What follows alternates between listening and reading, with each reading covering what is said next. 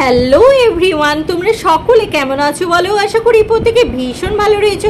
আজকে আমি আবার চলে এসেছি নতুন একটা টপিকের উপরে, নতুন একটা ভিডিও নিয়ে। অবশ্যই তোমাদের এই ভিডিওটি ভালো লাগবে, ভালো লাগলে একটা লাইক করে দেবে। চ্যানেলে যদি নতুন কোনো বন্ধু হয়ে থাকো অবশ্যই চ্যানেলটি কিন্তু সাবস্ক্রাইব করে নিতে একদম ভুলবে না। তো চলো আজকে মূল ভিডিওতে ঢুকে পড়ি। আজকে যে বিষয়ের উপরে কথা বলতে যাচ্ছি, আমার মনে হয় আপামর সমস্ত নারীর এখানে অপমান করা হচ্ছে। কি বিষয়ে, কি বৃত্তান্ত, সমস্ত ব্যাপার আমি তোমাদের সামনে তুলে ধরতে এসেছি। কিন্তু তার আগে আমি তোমাদেরকে একটা কথা বলে দিই যে কোনো নারীর অপমান হলে সেটা প্রত্যেক নারীর গায়েই লাগা উচিত, কারণ প্রত্যেকেই কিন্তু কোনো না কোনো বাড়ির বউ, কোনো না কোনো বাড়ির মেয়ে। তো সেই মেয়ে বউকে যখন অন্য লোকেরা বা পুরুষ মানুষ যখন অপমান করে, সেই অপমানটা কিন্তু সমস্ত নারী জাতির মধ্যেই লাগে। আর ওই যে হ্যাঁ, আমি কার জন্য বলছি, কী ব্যাপারে বলছি, সমস্ত কথাই বলছি। সেটা হচ্ছে যে আমি মিনার বর জলনদীপের জন্য বলছি। সবাই নিশ্চয়ই বুঝতেই পেরে গেছো আমি কার কথা বলছি। জলনদীপ এর আগে কিন্তু আমাদেরকে অনেক কিছু কথা কিন্তু মিনার সম্বন্ধে বলেছে, সেটা তোমরা সকলেই জানো। কিন্তু তোমরা কি কখনো এটা লক্ষ্য করে দেখেছো, মিনাকে যদি না ঠোসে কখনো ওর ভিডিওতে ভিউজ হয় না? তোমরা সকলেই লক্ষ্য করেছো যে ওর যদি ভিউজ কম হয়ে যায় তখনই কিন্তু ও কিন্তু মিনাকে ঠুসে দিয়ে যায়, আর কিন্তু অন্য কিছু করে না। আরে ভাই, তুই যাকে অপমান করছিস সেটাও একটা নারী। নারীকে যখন অপমান করছিস তার তুলনায় কি দিচ্ছিস যে তোর দিদিরা রয়েছে, তোর বোনেরা রয়েছে, তোর কাকিমা জেঠিমারা রয়েছে, তোর ভালোবাসার মানুষরা রয়েছে। আরে তারাও তো নারী জাতি।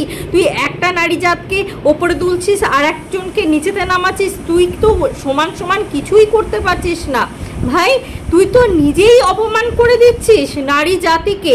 যেভাবে তুই জঞ্জাল বলছিস, একটা নারী তোর বাড়ির সে 5টা বছর হলেও লক্ষ্মী হয়েই কিন্তু প্রতিষ্ঠিত ছিল। সেই লক্ষ্মীকে দেখিয়ে দেখিয়েই কিন্তু বিছিয়ে বিছিয়ে কিন্তু এত বছর কিন্তু ইনকামটুকু হয়েছে। যেটুকু ইনকাম হয়েছে সেটা কিন্তু তার পয়সাতেই হয়েছে। অন্য কারোর ফেস বিক্রি হয়ে কিন্তু টাকায় ইনকাম হয়নি, শুধুমাত্র তার ফেস কিন্তু বিক্রি হয়েই কিন্তু ইনকামটা হয়েছে। সুতরাং তুই কিন্তু কি বলবো, তোমরা বলবে যে তুই তুকারি কেন করছো। আরে বাবা, আজকে মাথাটা ভীষণ গরম হয়ে গেছে সেই জন্য। আচ্ছা ছাড়ো। জলনদীপ, তুমি কিন্তু তার জন্য অনেকটাই তোমাকে কৃতজ্ঞ থাকা উচিত ওই মেয়েটার কাছে, আর অন্য কিছু না। ওই মেয়েটা কিন্তু তোমার জীবনে অনেকটা বড় প্রতিদান রেখে গেছে। তার প্রতি এইটুকু প্রতিদান থাকা অন্ততপক্ষে তোমার থাকাটা উচিত, কিন্তু তোমার সেরকম কোনো প্রতিদানই নেই। তোমার কি আছে? কখনো তুমি বিক্রি করবে নিজের ছেলেকে, কখনো তুমি বিক্রি করবে নিজের বউকে, আর না তুমি তোমার দিদির প্রতি কোনো প্রতিদান দেখাও, না তুমি তোমার মানে নিজের বইয়ের প্রতি কোনো প্রতিদান দেখাও। কোনো কাউরির প্রতি তুমি প্রতিদান দেখাও না।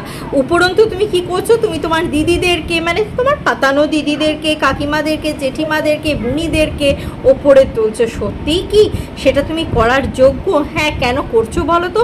তাদের কাছ থেকে ফায়দা পাচ্ছ, সেই জন্যই তুমি কি তাদেরকে মাথায় করে নাচছো।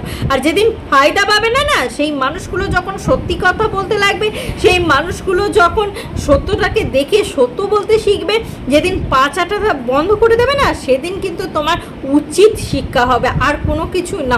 উচিত শিক্ষা তোমার হওয়াটা উচিত, কারণ তুমি তার কাছ থেকে তো দেখো তো তোমাদের মধ্যে কি হয়েছে না হয়েছে সে ব্যাপারে আমি ঢুকছি না বা বলছি না। আমি শুধুমাত্র তোমাকে এটাই বলতে আসছি যে তুমি তার কাছে তো কৃতজ্ঞ হওয়া উচিত যে 5টা বছর ধরে শুধুমাত্র তুমি ক্যামেরাম্যান ছিলে, আর ও কিন্তু সামনে ফ্রন্ট ফেজে কিন্তু খেলা করে যাচ্ছিল, ফ্রন্ট ফেজে কিন্তু সেই কাজ করে যাচ্ছিল। তাকে দেখিয়ে তোমার কিন্তু টাকা রোজগার হচ্ছিল, অন্য কাউকে দেখিয়ে কিন্তু নয়।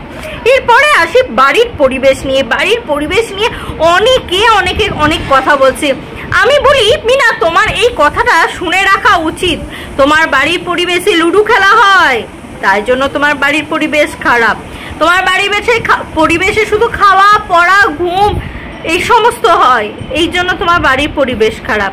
কিন্তু এখানে একটা কোশ্চেন বা একটা পয়েন্ট তোমাদের মাথায় আসে না, যে বাড়িতে পরচর্চা পরনিন্দা হয়, যে বাড়িতে গোল টেবিল বসে, যে বাড়িতে অন্যকে নিয়ে বেশি চর্চা হয়, সেটা কি বাজে একটা পরিবেশ হতে পারে না একটা ফ্যামিলির পক্ষে? সেটা কি সেই ফ্যামিলির পরিবেশকে পরিবেশন করে না? শুধুমাত্র লুডো খেললেই পরিবেশন করে, শুধুমাত্র খেলে ঘুমালেই পরিবেশন করে? কিন্তু যে মানুষগুলো দিনের পর দিন বিকালবেলা হোক সকালবেলা হোক পাড়া প্রতিবেশীর সাথে নিজেদের বাড়ির মানুষজনদের সাথে সকলের সাথে এই যে বৈঠক করে বেড়াচ্ছে, বৈঠকে কি পিএনপিসি হচ্ছে, তাহলে সেই পিএনপিসি বৈঠকগুলো কি একটা স্বাস্থ্যকর পরিবেশ বলে কোনো বাড়ির ক্ষেত্রে? কি যারা প্রশ্ন করেছেন মিনার বাড়ির পরিবেশ খারাপ, আমি তাদেরকেই কোশ্চেন করছি, এটাও কি ঠিক? তাদের বাড়ির পরিবেশটাও কি ঠিক?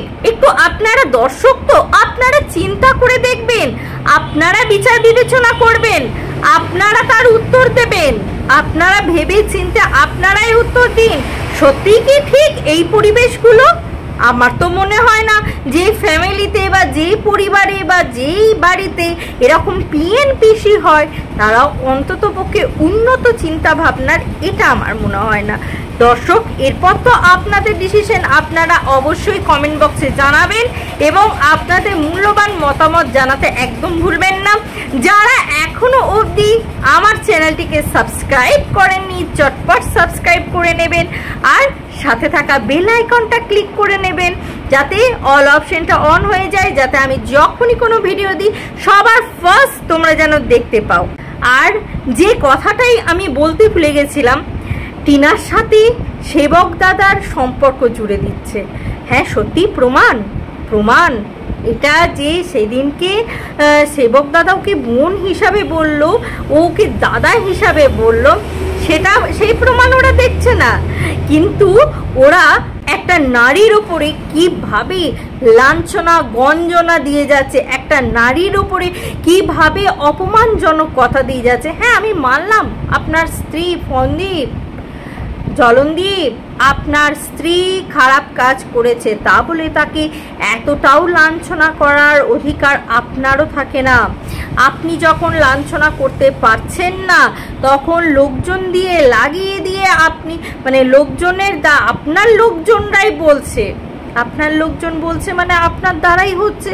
আপনার যদি তাদের উপরে আপনার লোকজন যদি না বলতো বা বলার পর আপনি যদি কিছু অ্যাকশন নিতেন তাহলে জানতাম যে আপনি তাদেরকে বলতে দেননি, বাট না, আপনার লোকজন বলছে সেগুলোতে আপনি সমর্থনও করছেন যে তার আপনার স্ত্রীর এখন অন্য কোনো পুরুষের সাথে সম্পর্ক হলো না, ফোগলার সাথে সম্পর্ক হলো না, এবার সেবক দাদার সাথে সম্পর্কে জুড়ে দেওয়া উচিত। ছি, লজ্জা হওয়া উচিত, লজ্জা, জাস্ট সেম লজ্জা হওয়া উচিত।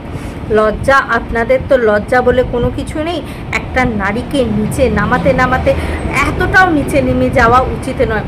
একটা কথা কি জানেন তো, লাস্ট একটা কথা বলে যাই আপনাকে, হ্যাঁ জলনদীপ ফন্দীপ আপনাকেই বলছি, কখনো উঁচুতে উঠতে গেলে না কাউরির মাথায় পা দিয়ে আপনি উঠতে পারবেন না, সেটা বেশিক্ষণ টিকে রাখতে পারবেন না, কারণ যার মাথার উপরে পা দিয়ে আপনি উঠবেন সেই যাকে আপনি নিচেতে রাখছেন সেই জিনিসটা যদি ভালো হয় তো ভালো, আর যদি খারাপ হয় না সে আপনাকেও পিছলে দেবে। সুতরাং আপনি এত খারাপ কথা বলে এত খারাপ চিন্তা ভাবনা পোষণ করে আপনি নিজেকে উন্নত দেখানোর চেষ্টা করছেন, মোটেও সেটা হচ্ছে না। আপনার বুদ্ধির মধ্যে কতটা নর্দমার কীট ঢোকানো রয়েছে সেটা আপনার কথাবার্তায় প্রকাশ পাচ্ছে। আপনার চিন্তাভাবনা যদি উন্নত হতো অন্ততপক্ষে এই 9 মাস ধরে আপনি ওই মেয়েটা ভুল তো করেছে আর ঠুসতেন না, আর লোকজনকে দিয়েও ঠোসাতেন না। আজকের মতন আসি বন্ধুরা, আবার আপনাদের সাথে দেখা হবে নতুন একটা ভিডিওর সাথে, নতুন একটা জোশের সাথে। ততক্ষণের জন্য টাটা।